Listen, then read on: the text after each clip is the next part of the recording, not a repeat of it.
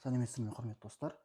Бүгін біз экономист, мемлекеттік қызмет саласының ардагері деп айтсақ болады, Бақытжан Сәргеевтен ағамыздан сұхбат аламыз. Енді жалпы Бақытжан аға, біріншіден өзіңізді таныстырып өтсеңіз, жалпы шыққан жеріңіз жайлы қысқаша сипаттама берсеңіз. Саламатсыздар ма, құрметті достар. Мен атын Саркеев Бақытжан Құрманбайұлы. Мен 1973 жылы Жамбыл облысы Қаратау қаласында дүниеге келгем. Сол Қаратау қаласының қасында Көктал деген ауыл бар. Сол Көктал деген ауылда туып өскен жерім. Біз өзіміз негізі үйде 6 ағайындымыз, 3 қыз, 3 бала. Мен ең үлкенмін. Сол 6 баланың арасында. Сол Көктал деген ауылда 1973 жылдан бастап 1991 жылға дейін сонда тұрдым. Сосын Қаратау қаласында оқыдым, сонда оқу бітірдім. Негізінде қысқаша мәлімет осы. Жалпы бала кезіңізде экономист болуды армандадыңыз ба? Әлде кім болғыңыз келді? Мен енді мектепті сол ауылда бітіргем. Сол ауыл мектебінде, біздің ауыл мектебі Лермонтов атындағы мектеп еді. Қазақ-орыс классы аралас, мен орыс классын бітірдім. Ол кезде енді сондай уақыт еді. Атамыз енді мені арнайы сол орыс классына берген, себебі орысша оқыған балалардың кішкене жетістікке жетуге мүмкіндігі көптеу еді. Сол орыс классын бітірдім. Шын айту керек, мектепте мен өте жақсы білім алдым. Себебі біздің мұғалімдер өте күшті болды. Мұғалімдердің арасында әртүрлі ұлттардың мұғалімдері болды. Мысалы, орыста, қазағы да болды.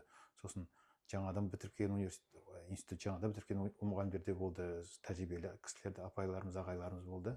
Солардан өте жақсы білім алдым. Мектепті мен үздік бітіріп шықтым. Себебі біздің мектебімізде, мектептің тарихында мен алғашқы медалисттің бірімін. Біздің мектепте маған дейін ешкім медаль алмаған екен. Сол мен 90-шы жылы біздің мектебімізді күміс медальға бітіріп шықтым, сол алғашқылар болып. Сондықтан мен мектебіме өте ризамын, ұстаздарыма да өте ризамын, маған жақсы білім бергеніне. Мектеп кезіңізден қалған бір ең жылы және бір ең қатал бір жаман естелікті айтып бере аласыз ба? Мектеп кезінде ең жылысы, енді мен есімде, мен 2-ші класста оқып жүрген кезде сол коридорда әрі-бері жүгіріп жүріп, сол кезде дежурный деген болған ғой, сөйтіп дежурный бір қыздар, жоғары классының оқушылары маған біреу енді аяғым шалып қалды да, сөйтіп аяғым шалып, сол кезде аяғым сындырып алғам. Сөйтіп бүкіл оқушылардың бәрі жиналып, мен жылап жатырмын, аяғым сынып жатыр. Сөйтіп сол кезде бәрі жиналып, бәрі аяп, сөйтіп мұғалім апайымыз, кәдімгі бір 2 апай келіп, сөйтіп сол мені үйге шейін қолмен көтеріп барды. Соны енді кәдімгі жылы сол естелікте не қылдым. Сол кезде мысалы қандай, мысалы бәрі кәдімгідей 4-5 мұғалім болып үйге алып барып, кәдімгідей ата-аналарымызды түсіндіріп, мысалы осындай жағдай болып қалды деп, соны жылы. Басқа жағын бір теріс жағын қарайтын болсақ, андай теріс жағын енді кішкене мектепте де енді төбелестер де болды, сосын бір терезеден сындыру да болды, ондай да сәттер болды. Енді бала болғандықтан мысалы әрине ондай бәрі болды деп ойлаймын. Негізі мектеп кезінде мен негізі оқымас едім, негізі кішкентай кезімнен енді шынымен оқуға жақын едім. Бірақ та оқуға жақын болғанмен дар арасында кішкене неге де менен бірақ та ешкім күтпейтін, мысалы менен бір бұзықшылық шығады деп, кішкентай кезімнен мен бір кішкене командир болсын, сосын кішкентай кезінен бір конкурстарға қатыстырып, мысалы сондай үйірмеге қатыстырып, бір шара ұйымдастырып жатса, сол шараның мысалы шараның жүргізушісі болсын, немесе ән айтасын деп сөйтіп сондайға тартатын негізі кішкентай кезімнен. Мектеп кезіңізде кім болды армандадыңыз, жалпы мамандық иесі болды армандадыңыз ба? Иә, мектеп кезінде мамандық иесі болуды армандағам. Мен мысалы 1-2 класста есімде, мен ол кезде біздің ауылдың қасында карьер бар, үлкен.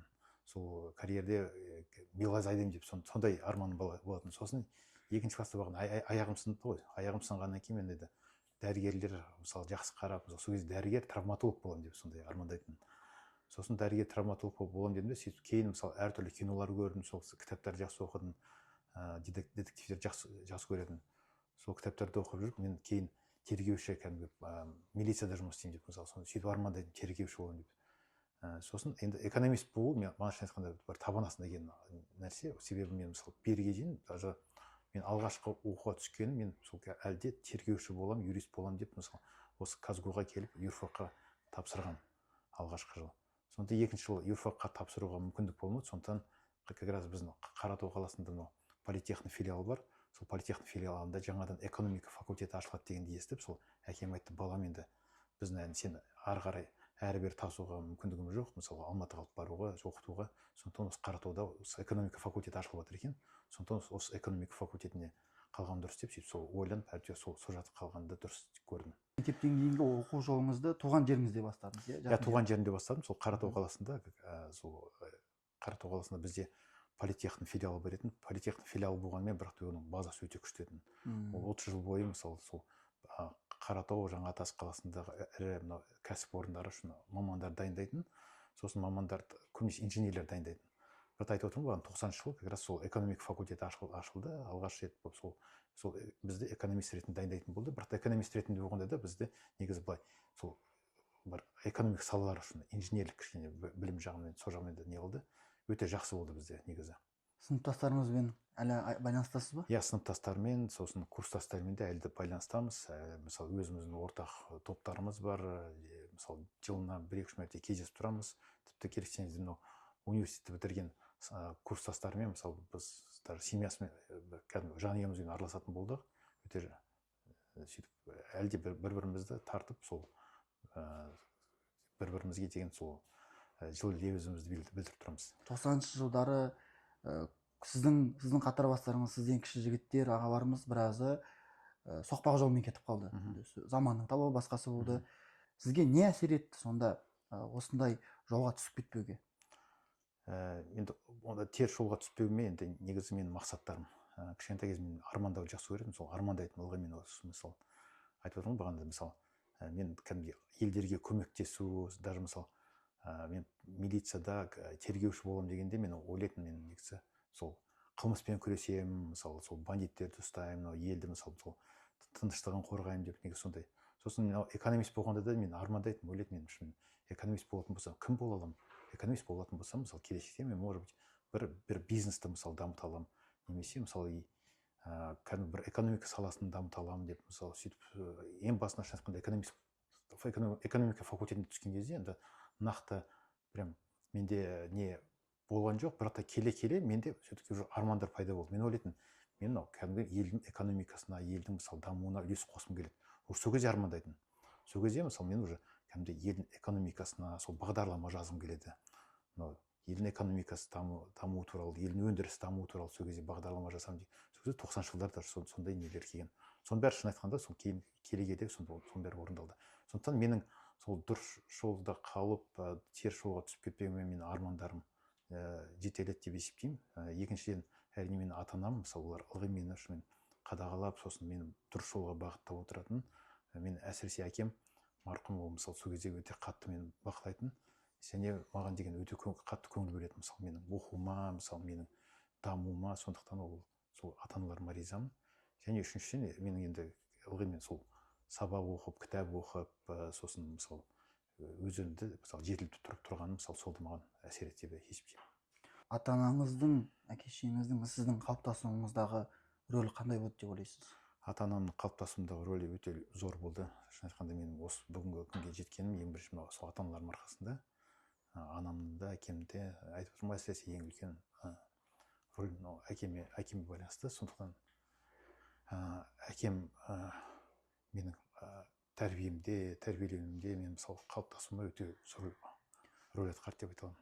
Егер сізге мысалы алдыңызда 21 жастағы, 22 жастағы жас әке тұрса, және сіз оған өзіңіздің әкеңіздің 3 қағидатын айтып бер десе, сізді тәрбиелеген кездегі, сізді жаңағы жақсы жолға түсіргізген 3 қандай бір қағидат айтып бере аласыз оған? Мен негізі әкем мені көбінесе былай еңбекпен баулады, еңбекпен тәрбиеледі. Мені мысалы менің бауырларымды бізге мысалы жұмыспен мысалы қатты тәрбиеледі деп айта алады. Айтуға болады, себебі мысалы мынау бізді үйде кәдімгі кішкентай кезімізден кәдімгі жұмысқа салды. Үйдің ішіндегі жұмыс болсын, үйдің сырттағы жұмыс болсын, тіпті керексеңіздер мынау туыстарымыздың, көршілеріміздің жұмыстары, даже мен әлі де әзілдеп айтып отырамын, мысалы сол кезде біз мектептен келіп, мысалы бізден әкем сұрамайтын, бүгін сенің қандай пландарың бар деп ше, кәдімгідей біз не істейтінімізді бәрін белгілеп қоятын. Жұмыстан сабақтан келдің, енді ананы істе, мынаны істе, сосын осындай ағайын үйіне бар көмектес, немесе көршінің үйіне көмектес деп кәдімгідей ол кісі бәрін шешіп қоятын. Сондықтан негізі еңбекпен бізді тәрбиеледі деп айта аламын. Сосын екіншіден әкем бізді ылғи әділдік, адалдық, ылғи мысалы үйде керексеңіздер бір шай ішіп отырған кезде мысалы сонда көп әңгіме айтып отыратын, көп әңгіме, сосын мысалы бір мысалдарды, бір басқа бір үйде болып жатқан жағдайда басқа біреудің отбасында соларды келтіріп сөйтіп айтатын мынандай негізі дұрыс жолмен жүру керек мысалы сондай көп бізді сол әділдік жолына түсіруге тырысатын халқымызға жақын болсын деп. Сосын мысалы енді үйде шынымен қазақи тәрбие алдық, сосын кәдімгі мұсылмандық тәрбие алдық деп айта аламын. Себебі мысалы сол советтік одағының кезінде есімде мен атамда да тәрбиелендім. Атамыз намаз оқитын мысалы сол көз ашқаннан сол атам намаз оқып мысалы менің анам кішкентай кезінен мысалы ылғи басына орамал тастамайтын, соны есімде мысалы. Сондықтан әрине біз үйде сол бағанағыдай діни нелерде қатты ұстанатынбыз. Діни, сосын мынау кәдімгі қазақи мысалы дәстүрлерде мысалы, сондықтан соны өзі біздің қалыптасуымызға үлкен рөлін тигізді деп айта аламын. Анам, біздің анамыз ерекше болғанда, біздің анамыз бізге ылғи мотивация беріп тұратын. Анам бір жақсы жері ылғи не қылатын, мысалы біз қиналып жатқан кезде барлық сендер жақсы боласыңдар, мен түс көрдім. Біздің анамыздың бір сондай бір қасиеті бар, айтады кейбір жақсы түс көрдім, сол түсім бойынша сендер жақсы боласыңдар, ондай балаларым депші. Сосын мен ана жаққа бардым, маған өйстіп айтқан, сен балаларым болады деп сөйтіп. Сол бізді қанаттандырып отыратын. Кішкентай кезімізде, есімде, кішкентай кезімізде біз шай ішіп жатқан кезде сөйтіп анам сөйтіп айтып отыратын ба, сендер Құдай қаласа осындай боласыңдар деп. Сөйтіп сол менің ойымша негізі анамыздың ылғи сол бізді сөйтіп сондай жақсы сөздермен, жақсы нәрсемен сөйтіп қанаттандырып отқаны мысалы сол бізге де жақсы үлкен серпіліс береді деп айта аламын мысалы. Жарты ғасыр уақыт ғұмырыңызда жалпы сізді әлі есіңізде сол кезден бері шабыттандырған қандай кітаптарды айта аласыз, оқыған кітаптардың ішінен? Енді бала кезімізде бізді негізі шын айту керек, біз ол кезде совет одағында мысалы кітаптарын оқитынбыз, мысалы сол Максим Горькийдің кітаптары бар, мысалы сол Островскийдің кітаптары бар, мысалы сол кітаптарда өте қатты шабыттандырды деп айта аламын. Себебі сол кітаптардан сол кездегі қиын кезде мынау азаматтық соғыс кезінде мысалы революциядан кейін сол адамдар қалай қалыптасқан, мысалы сол олардың характері қалай қалыптасқан, сол туралы жақсы айтылған. Жас пионерлер мысалы, жас комсомольстер мысалы, сол кітаптарды айта аламын. Сосын мысалы енді қазақ тілінде мына Ілияс Есенберлиннің кітаптары мысалы, сосын Оралхан Бөкеевтің мысалы кітаптары мысалы, Ілияс Есенберлин Алтын құс мысалы кітабы мысалы өте жақсы, маған қатты ұнады. Оралхан Бөкеевтің мысалы кітабын бір орыс тілінде оқыған бір кітаптарым бар, Человек олень деп мысалы, сондай өте ол кісілердің қалай жеткізетіні мысалы сол табиғатты, біздің еліміздің жеріміздің көркемдігін сонысы қатты ұнады. Мен әлде мысалы балаларыма айтып отырмын, мысалы кітап оқығанда басқаша деймін, мысалы себебі мынау жазушылар өмірді, әлемді, айналада қоршаған ортаны басқа әртүрлі бір көркем тілмен жеткізіп отырады. Сондықтан соны өзі өте ғанибет деп есептеймін. Оқудан кейінгі еңбек жолыңыз қалай басталды? Негізі қараңыздар, мен мектепті айтып отырмын ғой, мен мектепті күміс медальмен бітірдім. Мектептің біздің тарихында алғаш рет. Сондықтан мен үшін бұл айтқанда өте үлкен күтулер болды. Шын айтқанда біздің бүкіл ауыл үшін бұл өте үлкен жетістік еді. Біздің ауылымыздың тарихында алғашқы медалист. Мені кәдімгідей той шығарып салған казуға түсер кезде. Бірақ өкінішке орай казуға келдім, тапсырдым, түсе алмай қалдым. Кәдімгі ол кезде конкурс деген болатын. Түсе алмай қалдым да сөйтіп сол маған қатты не болды, соққы болды. Сол келсеңіз үйге келіп кәдімгідей бір кеуден шыққан қыз сияқты бір айдай, бір екі айдай мысалы сыртқа шықпай сөйтіп жүретінмін жоқ, кәдімгідей оқуға түсе алмағандықтан. Бірақ та сол как раз сол оқуға түсе алмаған кезде сол Қаратау қаласына барып сөйтіп жұмыс бойынша қарастырдым. Сөйтсем сендердің мектептерінде пионер вожатый деген қызмет бар, соған барасың ба деп сөйтіп сол пионер вожатый қызметіне бардым. Ол қызмет өте жақсы болды, өте жақсы маған бір не берді, серпіліс берді. Себебі мен балалармен жұмыс істеуді үйрендім.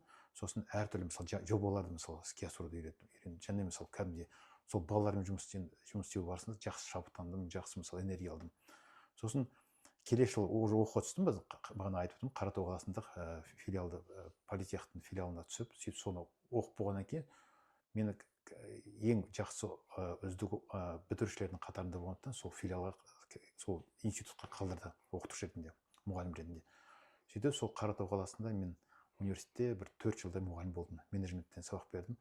Шын айтқанда сол менеджменттен сабақ берудің арқасында өте көп нәрсені үйрендім. Себебі біз сол кезде 95 жылдың өзінде біз Москвада алғаш рет шыққан американский менеджмент, мысалы сол сол кітаптардың қазақша орысшаға аударылған, сол бойынша өттік. Және мен сол менеджмент сабақ беру барысында одан сайын көп нәрсе көзім ашылды. Кәдімгі менеджмент бойынша профессионал болдым деп айта аламын. Сол 4 жылдың өзінде мен студенттерге де бердім, мысалы студенттердің арасында, мысалы сосын жас үлкен кісілер де болды, соларға да сабақ бердім.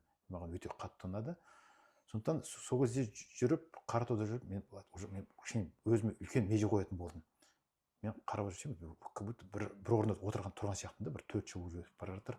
Ары қарай даму керек. Оның үстіне Қаратауымыздың жағдайы мәз емес. Қаратау уже былай айтқанда одан сайын жағдай нашарлай бастайтын болды. Как раз сол жылдар бүкіл кәсіпорындардың бәрі жұмыс тоқтап, сосын Қаратаудың елдің бәрі кетіп, Қаратау Жаңатасының жартысы босап қалды. Соның бәрі қатты әсер етеді әрине. Сондықтан сол кезде жүріп мен армандайтын, мен осы шығу керек, қандай мүмкіндік бар жоғары жаққа кету үшін, мысалы адам өз мақсаттарыма жету үшін. Сөйтіп сол кезде армандап жүріп, мен как раз Кемеп туралы естіп қалдым.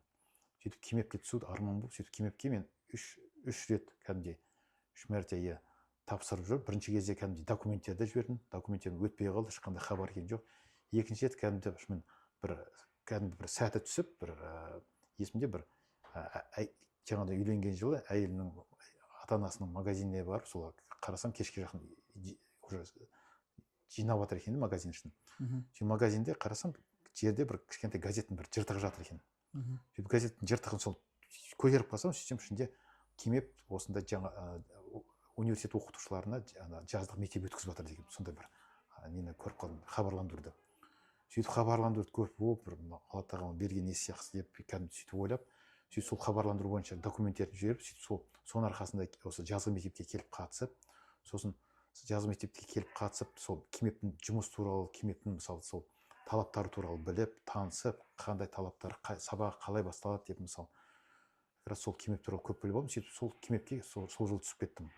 Қаншасыншы жыл? Ол 99 жылы түстім. 99 жыл. Енді Кемеп бұл кезде ең мықты университеттердің бірі, бұл кезде бүкіл Қазақстан бойынша келсеңіздер, Кемепке түстім деген кезде, естіген кезде елдің бәрі бұрылып қалайды, ол кім деп ше, бәрі таңғалып. Сондай сол кезде Кемепке түсіп, сол Кемепті бітіріп, сөйтіп Кемепте оқыған кезде как раз сондай, мен айтып сол кезде менде уже нақты уже көзқарас пайда бола бастады. Мен кім боламын дегенде, мен сол кезде уже армандайтын. Мен Кемепте как раз мен мемлекеттік басқару магистр мамандығы бойынша оқып жүрмін. Сөйтіп сол кезде мен ойлайтын, мен Құдай қаласа осы Кемепті бітірген кезде мен осы үкімет үшін сол бағдарламалар жазып, сол бағдарламаны жүзеге асырып жүрсем деп, шын айтқанда сөйтіп армандап жүріп, как раз армандап жүрсем, мен Құдайдың өзі сол саған жетелей деген сол неге. Сөйтіп сол Кемепті бітірген кезде сондай бір фонд Сорос Қазақстан деген бар. Сөйтіп сол Сорос Қазақстан қорының қасында бір орталық ашылып, сол орталық как раз сондай мәселемен айналысады екен. Сөйтіп сол орталыққа бірінші жұмысқа кірдім. Сөйтіп сол орталықтан ары қарай мен көтерілім басталды деп есептесем болады. 90-шы жылдар өте ауыр болды. Енді бізде тарихтан қарасақ, жаңағы криминалдан бөлек 98-ші жылы мысалға бізде үлкен дағдарыс болды. Кейбір ауылдарда ақша болмай натуралды экономикаға көшіп кетті. Бірақ сізге қарасам, ол кездің бір қиындықтарын бір андай байқамаған секілдісіз. Сол кезеңде бір сол қиындықтарға бір төтеп беру жағы қалай болды сізде? Негізі ол кездегі қиындықтарды біз басымыздан өткіздік. Шын айту керек, 90-шы жылдар өте қиын болды, өте ауыр жылдар болды. 90-шы жылдар экономикаға жағын қарайтын болсақ, елге өте қиын болды. Елдің жағдайы өте түсіп кетті. Сосын кәсіпорындардың бәрінің жұмысы тоқтады. Елдің бәрі жұмыссыз болды. Елдің бәрі шын айтқанда бағанда кәдімгідей ел кезіп кетті деп айтсақ та болады. Себебі барлығы сол Аладорбаны арқалап, сол саудамен айналысатындар саудамен айналысып, басқа жаққа кететіндер басқа жаққа кетіп, керек десеңдер сол кездің өзінде біраз адамдар да жоғалып кетті. Біздің де бір ағайындарымыз бар, сол кісі кетіп із-түзсіз жоғалды. Сондай да кездерінде болды. Ол әрине 90-шы жылдарда мысалы криминал болды. Криминал болғанда, бірақ оған үйренеді екенсің уже. Біздің Қаратаудың өзінде кішкентай болғанмен, бірақ та шын бағандай криминальный группировкалар оның бәрі болды. Баған төбелес дейтін, баған мен ағайындарымыз бәрі соны араласасын, өзінде мысалы жүресің. Сосын біздің Қаратауда жалғыз институт болғаннан кейін, сол бүкіл Қаратаудың бұзық балалардың бәрі сол институттың айналасында жүретін. Сондықтан әрине соның бәрі әсер етеді мысалы. Бірақ та бір жақсы жері сол Қаратауда сол ұстап тұрған былай не алатын сол біздің ағайындарымыз еді. Сол Қаратауда сол жағын ұстап тұрған мысалы. Менің ағайындарым мен інілерім сөйтіп солар арқасында сөйтіп тыныш жүрдік. Ешкім бізге тиіспейтін. Әрине тиіскенде де жағдай болды, төбелескенде жағдай болды, бірақ бәрібір мысалы ол шешілетін, шешім табатын да мысалы. Сондықтан одан да өттік. бірақ айтып отырмын ғой, ана сондай ортада өмір сүргеннен кейін сен қалыптасасың. Сен қалыптасасың, етің үйренеді, қалыптасасың. Бірақ соның өзінде айтып отырмын, мен ең бастысы мен арманым болды, менің мақсаттарым болды.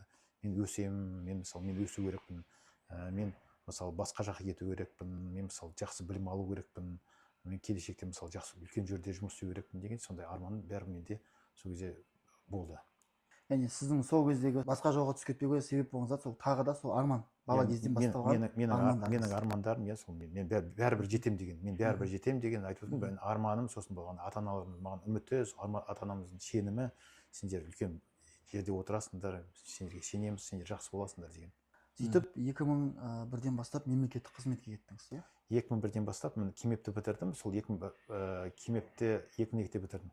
2002-де қалай Кимэпті бітірдім, бағана айтып отырмын, Сорс Қазақстан қорының жанында бір орталық ашылды. Ол орталық кәдімгідей ол қоғамдық орталық болғанымен, бірақ та сол мемлекетпен көп жұмыс істейтін. Сол кездегі еліміздегі ең үлкен мәселелер бар. Жерге жекеменшік беру, жер мәселесі, сосын өзін өзі басқару мәселесі, сондай мәселелермен айналысқанбыз. Маған өте қызық болды сол.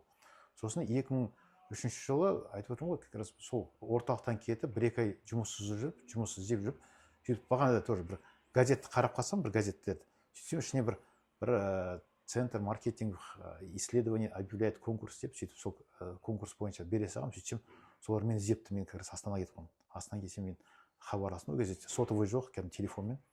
Сөйтіп солар айтты, я Бақытжан, осындай біз. Сөйтіп барсам, сөйтсем ол кәдімгі экономика министрлігі осы Алматыдан ашқан орталық екен. Сонда мен жүрегім дүк ете қалды, кәдімгі мен армандап жүрген нәрсем осы деп. То есть қарамайсыздар, сол үкімет үшін арнайы бір орталықты осы Алматыдан ашқан. Сөйтіп сол үкімет біткен, сондай центр ашқан. И басшысы ретінде бір жас вице-министрді қойған, бұрынғы вице-министрді Ербол Орынбаев деген. Ол вице-премьер болды кейінгі жылдары. Сөйтіп Ербол Орынбаевты вице-министр ретінде соны қойған, сол басшылық ретінде. Сосын сол орталыққа ылғи жас балалар жинаған. Ылғи жас балалар жаңадан көбісі негізі болашақты бітірген балалар. И сол арасында мен де жұмыс істедім. Сондықтан сол орталыққа как раз келіп, сол орталықта істеп, сол орталықта жүрген кезде біз үкімет үшін көп жақсы бағдарламалар дайындадық. Как раз елімізде кластер инициативасы бар. Сосын елімізде как раз холдингтерді құру, мысалы холдингтерді құру, еліміздің экономика салаларын дамыту, шағын және орта бизнес дамыту, сөйтіп және үй мәселесін шешу. Сондықтан сол мәселе бойынша біз кәдімгідей біз анализ жасап, мысалы сол бағдарламалар, мысалы құжаттар дайындап, соның бәрін үкіметке беретінбіз. Сол жылдардан как раз менің жол үкіметтік мәселеге араласуым сол кезде басталды. Енді сіздің жалпы мемлекеттік қызметтегі жұмыс ауысуыңыз барлығы жайлы деректер барлығына қолжетімді шығар. Ол жайлы бір терең сұрамай қойын. Мен сұрағым келіп тұрғаны мынандай зат. Мемлекеттік қызметтен қандай түйін шығардыңыз? Негізі мемлекеттік қызмет өте маңызды, өте жауапкершілігі үлкен қызмет. Шын айтқанда оған әркім бара бермейді, және барған адамдар, енді былай айтқанда, оларда бір белгілі немесе бір Құдайдың өзі белгілеген адамдар деп айтуға болады. Себебі айтып отырмын ғой, ол мемлекет үшін қызмет ету өте үлкен абырой, өте үлкен мәртебе. Енді сөйтіп түсіну керек. Менің ойымша ең бастысы сол мемлекеттік қызметте жүрген адамдардың барлығы сон мемлекет үшін, елім үшін қызмет етіп жүрмін. Соны түсіну керек. Сондай басты, сондай не болу керек. Сосын олар жауапкершілігін сезіну керек. Елдің алдында, халықтың алдында, мысалы, мен жасап жатқан тірліктерім елінің дамуына, сосын халықтың әл-ауқатының өсуіне, жағдайының өсуіне соған үлес қосады деп, мысалы, соны білу керек. Өйткені олар мемлекеттік қызметте жұмыс істеп жүрген адамдар үшін, мысалы, ең бастысы бағана құжатты дайындау емес, ең бастысы тапсырманы орындау емес, ең бастысы сол саланың жағдайын қарау, жағдайын жөндеу және сол салада жұмыс істейтін қызметкерлердің жағдайын жақсарту және жалпы халықтың жағдайын жақсарту. Және еліміз абырой. Соны түсіну керек. Мемлекеттік қызметте жүрген азаматтар үшін әрине, мысалы, олар адал болған дұрыс. Адал болып, мысалы, мемлекеттік елдің мүддесін ойлау керек. Ол шын айтқанда, мен, мысалы, ненің арқасында осындай мемлекеттік қызметте жүрген өзінде, мысалы, жақсы абыройда қалдым. Себебі мен ешқашан, мысалы, теріс жолға түскен жоқпын. Мемлекеттік қызметте жүріп те, мысалы, кәдімгідей мен дұрыс жолда жүруге болады, мысалы, адал істеуге болады. Ешқашан ойламау керек, мемлекеттік қызметте жүріп, мысалы, сондай жолдан тайып кетуге жоқ. Егер өз жұмысыңды білсең, мысалы, кәдімгідей адал істеуге болады, адал істеуге болады. Сосын мемлекеттік қызметте жүріп, әрине жақсы карьерада жасауға болады.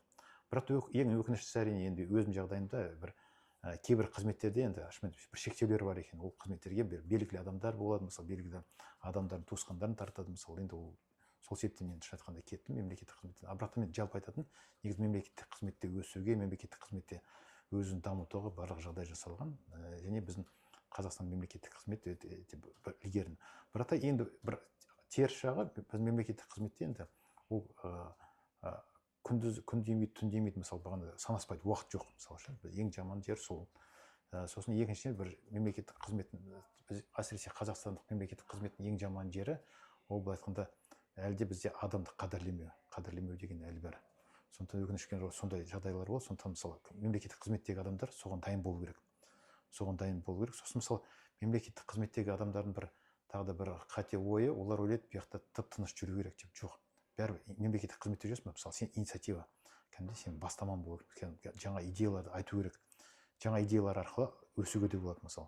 Өсуге болады, және айтып отырмын, ең бастысы сен ойыңда мен бұл осы қызмет арқылы мен осы саланың жөнделуіне, осы саланың дұрысталуына, немесе еліміздің дұрысталуына, еліміздің мысалы әрі қарай дамуына үлес қосып отырмын, сөйтіп сондай оймен жүру керек негізі. Кейде кейбір мемлекеттік қызметкерлерге біздің замандастарымыз жұмыс жоқ болғаннан кейін барады да, кейбір жағдай ауыл аймақтарда, сыртқы аймақтарда, және олардың қасында жүрген кезде бір белгілі бір деңгейде бір үмітсіздік, нигилизм дейді ғой, үмітсіздік сезіледі. Мысалға, сізде сондай кезеңдер болды ма? Әттеген-ай, мына жүйені өзгерте алмайсың. Иә, мысалы мен мемлекеттік қызметте жұмыс істеп жүрген кезде әрине сондай ситуациялар көп болды. Мысалы кәдімгідей көңіл қалатын, мысалы, себебі қарайсың, кәдімгідей сен берген ұсыныстар, мысалы кәдімгідей олар басқа жаққа кетеді, олар ешқашан еленбейді, мысалы ондай да жағдайлар болып тұрды. Ондай жағдайда әрине шын айтқанда адам болғандықтан, мысалы бәрібір сен тура сондай кезде қатты стресс аласың, мысалы көңілің түседі, бір настроениең түседі, керек болса ренжисің, басшылармен бір келіспей қалатын кездер болады. Ондай моменттер болады, мысалы адам болғандықтан, мысалы мен айтайын шыны, иә, мен негізі мені қатты мысалы ренжітетін жағдайлар, мысалы мен қатты қобалжытатын жағдай, сондай жағдайлар болды. Мысалы кәдімгідей бір келіспей қаласың, немесе басшымен көзқарасың, мысалы екеулерің сәйкес келмей қалады. Ондай жағдайлар көп болып тұрады мемлекеттік қызмет болғандықтан. Бірақ та енді сол жағдайда ең бастысы мен айтатын, сен бәрібір өз жұмысыңды білу керексің, өз жұмысын істеп тұру керексің. Мен қарамағымда жастарға сөйтіп айтатын, рас біз осы қызметке келдің ба, мысалы сен бұл қызметке ешкім алып келген жоқ, сен өзің келдің. Сондықтан бұл қызметте айлығы қандай, көп па жоқ па, мысалы даже ол кездегі айлық, мысалы шын айтқанда, ол кезде 150 мың теңге үлкен айлық еді. 150 мың теңге емес, сен даже 15 мың теңге алып жатсаң да, сен мысалы өз еркіңмен келдің. Сен жұмысында жақсылап істеу керексің, кәдімгідей, мысалы как будто сен 150 мың теңге алып жатқандай. Мен де қазір де айтатыным, мысалы кәдімгідей, сіздер сол жолды танытатыныңыздар ма, сіздер мысалы жұмысыңызды адал және жақсылап атқару керексіздер. Кәдімгідей жауапкершілікпен. Өйтіп ойлаудың қажеті жоқ. Мен бұяқтан, мысалы мен бұяқтан маған көзқарас онша емес, мысалы мен бәрін бағаланбайды деп, бағаланса да, бағаланбаса да жұмысты жақсы атқару керек. Бірақ та бәрібір мысалы түбі, мысалы негізі мен байқағаным, сен жақсы істеп жүрсең, жақсы көрсетіп жүрсең, бәрібір мысалы тікелей сен басшың болмаса да, бірақ басқа жағынан сен бағаланасың. Басқа жағынан өсесің. Мысалы тіпті керек болса, айтып отырмын ғой, сен мысалы оқуға кетіп қаласың ол жақтан. Тіпті керек болса, сен сол жұмыс істеп жүрген коллективің бар, сол коллективтің алдында сен абыройың жақсы болады. Тіпті керек болса, мысалы сол сен жұмыс істеп жүрген сала бар, сол саладағы мысалы азаматтардың алғысын аласың. Мен үшін сол маңызды болды. Мемлекеттік қызметтен кеткенше қанша жыл болды шамалы? Мемлекеттік қызметтен кеткеніме 4 жылдай болды ғой. Жақсы. Осы 4 жылдың ішінде қазір енді біз жаңағы жас мамандар айтып отырмыз, бірақ бәлкім бізді мемлекеттік қызметте жүріп жүрген кісілер де көретін шығар. Мысалға басшыларға, жалпы осы жүйедегі тетіктерге ең негізгі адамдар мемлекеттік қызметтегі адамдардың сіз айтқандай толыққанды ісіне беріліп жұмыс істеу үшін оларға қандай кеңес айтасыз? Олардың қарым-қатынасы, олардың жүйесі, олардың ұсыныстары, олардың басқару стильдері қандай болу керек? Менеджмент маманы ретінде де, бір жағынан тәжірибелі маман ретінде де қалай пікір білдіретініңіз?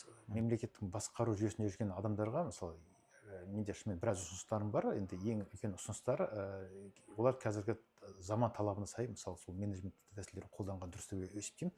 менің ойымша негізі олар мемлекеттік әсіресе мынау басшылық қызметте өткен кісілердің барлығы негізі менеджментті үйреніп алған дұрыс. И менеджмент бойынша мысалы оқып, өзін жетілдіріп, сол менеджмент өте маңызды.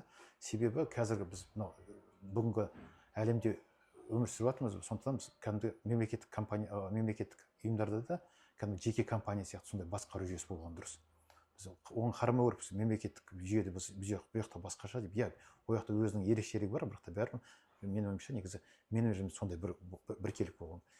Екінші, мен бағана ең басында атап өткендей, ең үлкен мәселе бізде әсіресе Қазақстанда бұл адамды қадірлемеу. Сондықтан біз негізі басшыларға адамды қадірлеуді, адамдармен жұмыс істеуді, адамдармен қарым-қатынас әсіресе мысалы қарамағынды, соларға мысалы жағдай жасауды соны үйреніп алу керек.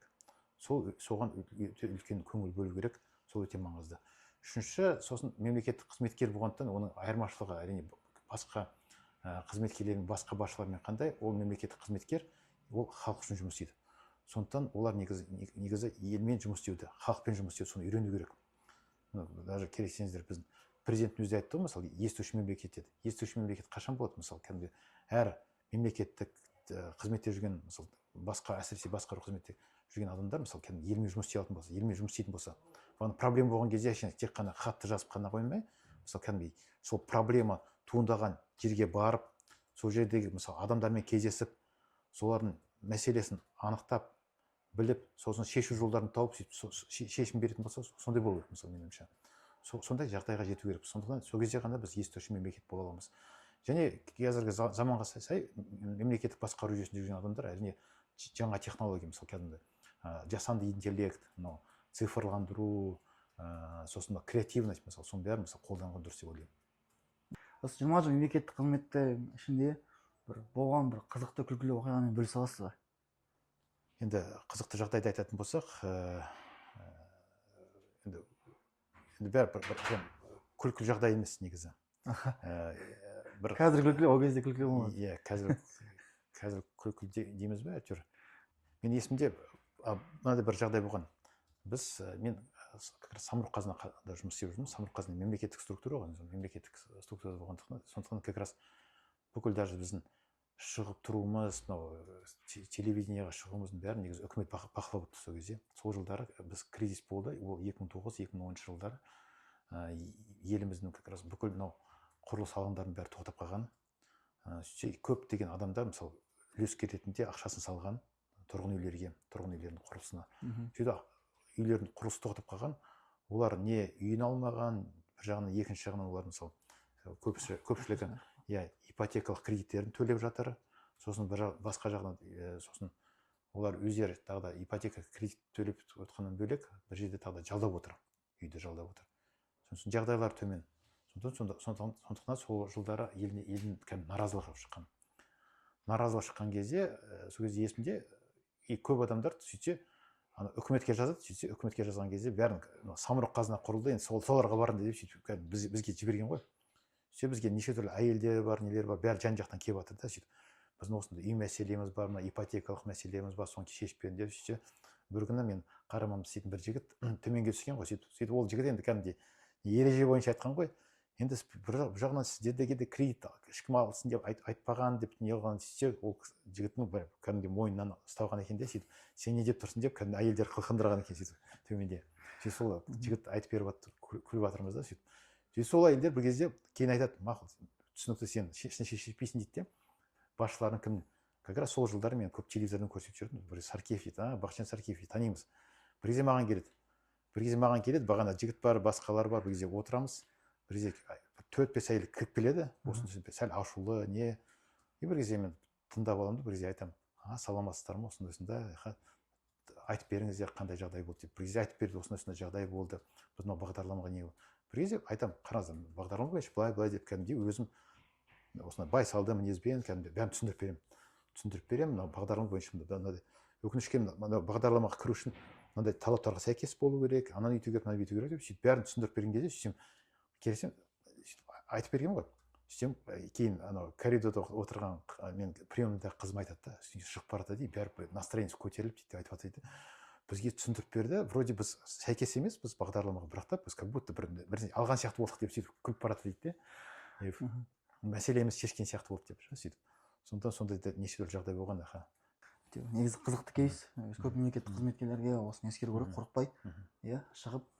Жігіттің жағасын жыртылып қалды ма сөйтіп? Жоқ, кәдімгідей алып қылқындырған ғой, сен не деп тұрсың деп ше, сен не деп тұрсың, не айтып тұрсың деп. Ары қарай білімді жалғастыруға былай айтқанда не әсер етті?